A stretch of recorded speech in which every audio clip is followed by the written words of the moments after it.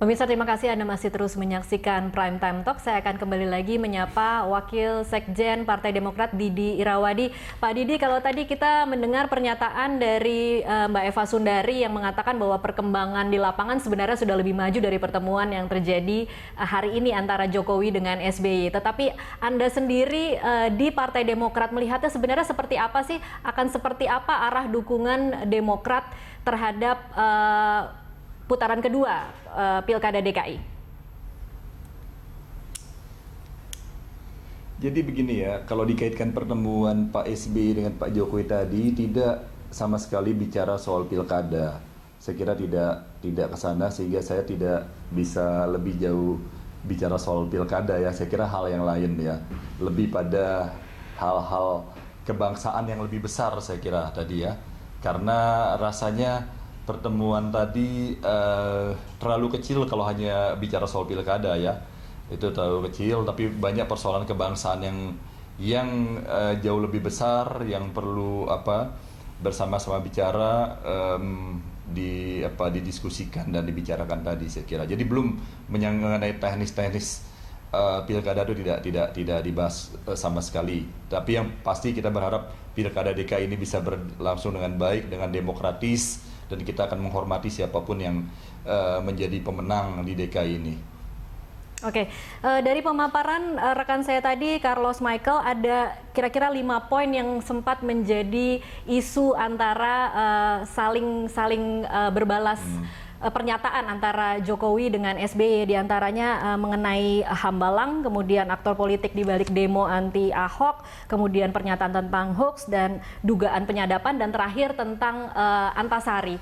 Nah, dengan adanya beberapa pernyataan semacam itu, apakah sebenarnya kalau kita bisa mengerti atau bisa memahami lebih jauh, apakah saling serang pernyataan ini sebenarnya bukan soal antar rezim, tetapi lebih kepada ada masalah pribadi antara SBY dengan Jokowi. Seperti apa sebenarnya Pak Didi?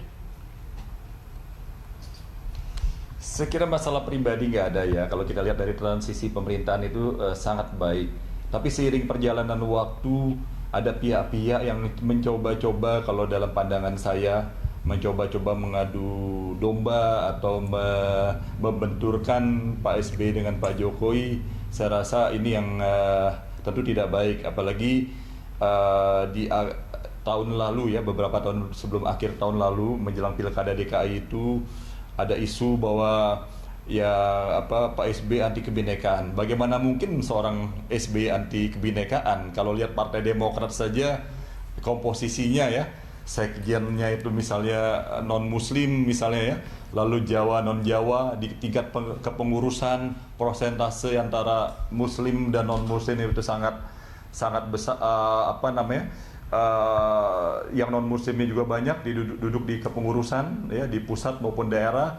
Jadi ini hal-hal yang sebagai contoh sangat tidak relevan, tapi isu anti kebinekaan kita kan banyak diserang ya, yang lalu ya, difitnah oleh orang dan berbagai isu-isu lainnya. Oleh karenanya pertemuan tadi saya pikir suatu tabayun yang baik, ngomong yang dari hati ke hati apa adanya, walaupun pertemuan itu sangat singkat, saya kira memberikan arti yang baik ya, karena ada kesempatan bagi dua tokoh bangsa itu bisa saling berbicara, menyampaikan isi hatinya, berkomunikasi. Saya pikir baik.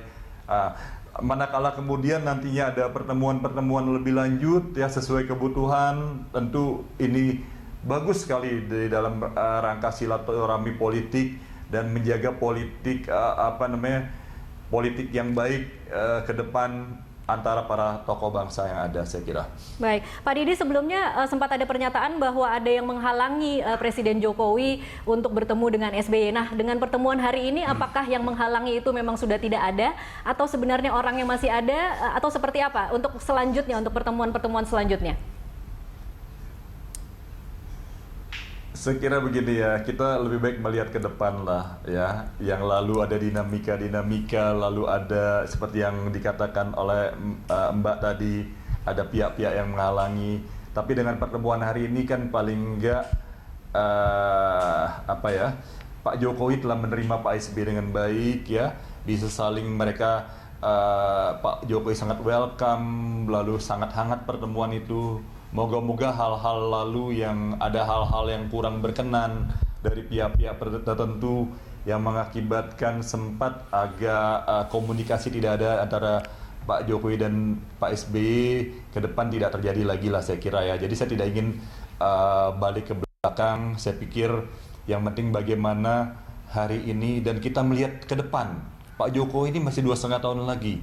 Tentu banyak tantangan-tantangan bagi negeri ini yang tidak mudah ya. Di tengah pergolakan ekonomi dunia, di tengah persaingan antar negara dan sebagainya. Ini kan manakala para tokoh bangsa, presiden yang sekarang dengan mantan presiden dan berbagai tokoh bangsa bisa duduk bersama, ini kan akan sangat baik ya. Kebersamaan membangun negeri ini akan sangat baik. Oleh karenanya saya kira kalau kita mempermasalahkan yang lalu-lalu lagi, yang seperti tadi dikatakan ada yang menghalangi dan sebagainya, saya kira sudahlah kita buka lembaran baru yang terbaik. Bagaimana perjalanan bangsa yang lebih baik ke depan ini kita diskusikan, kita bicarakan, itu akan lebih memberikan energi positif, memberikan dampak positif bagi negeri ini ke depan. Baik, kita akan lanjutkan setelah jeda komersial berikut. Pemirsa tetaplah bersama kami.